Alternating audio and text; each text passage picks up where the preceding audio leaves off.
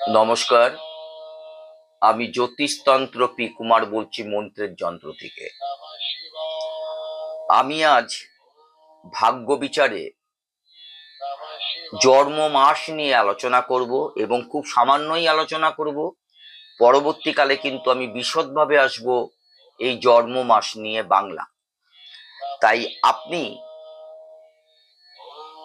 যদি এই মন্ত্রের যন্ত্র চ্যানেলটাকে সাবস্ক্রাইব, শেয়ার এবং লাইক করেন, তাহলে এই মন্ত্রের যন্ত্রে যে অনেক অজানা কথা যারা জানেন না তাদের কাছে কিন্তু পৌঁছে দিতে পারেন এবং আমি আরো নতুনত্ব কিছু আমি আপনাদের কাছে আনতে পারি। তাই আজ ভাগ্য বিচারে যারা জ্যৈষ্ঠ মাসে জন্মগ্রহণ করেছেন ঠিক তাদের জন্য,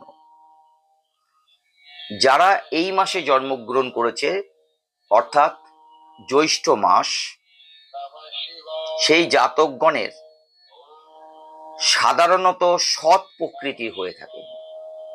যারা জ্যৈষ্ঠ মাসে জন্মগ্রহণ করেছেন তারা জাতক বা জাতিকা যাই হোক না কেন, তারা সাধারণত সৎ প্রকৃতির হয়ে থাকেন। কোনো বিশিষ্ট ব্যক্তির সহায়তায় এরা জীবনে অনেকটাই উন্নতি করতে পারে, কিন্তু এই বিশিষ্ট ব্যক্তি কারা সেটা বিচার আপনারা করতে পারেন এবং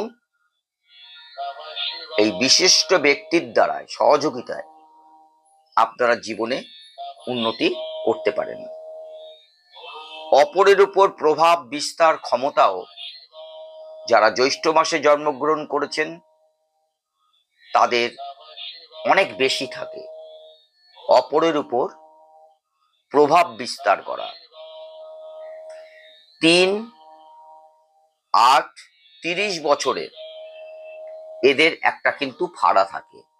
আমি আবার বলছি, 3 বছর বয়স, 8 বছর বয়স এবং 30 বছর বয়সে এদের কিন্তু ফাড়া থাকে। যদি কেটে যায় এই ফাড়া, তাহলে যারা জ্যৈষ্ঠ মাসে জন্মগ্রহণ করেছেন সেই ক্ষেত্রে 80 বছর পর্যন্ত কিন্তু তারা বেঁচে থাকেন। জ্যৈষ্ঠ মাসে যে সব জাতিকারা জন্মগ্রহণ করেছেন তারা কিন্তু রূপবতী হয়ে থাকেন। তাদের বিবাহিত জীবন কিন্তু অনেক সুখের হয় যদি আপনি জ্যৈষ্ঠ মাসে জন্মগ্রহণ করে থাকেন।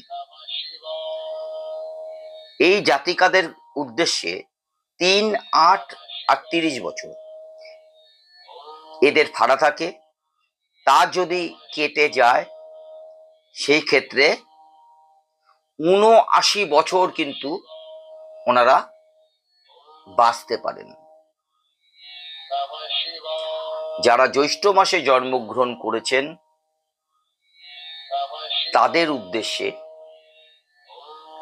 আমি খুব ছোট করি তার মাসিক বিবরণ করলাম। পরবর্তীকালে আমি বিশদভাবে আসব। নমস্কার।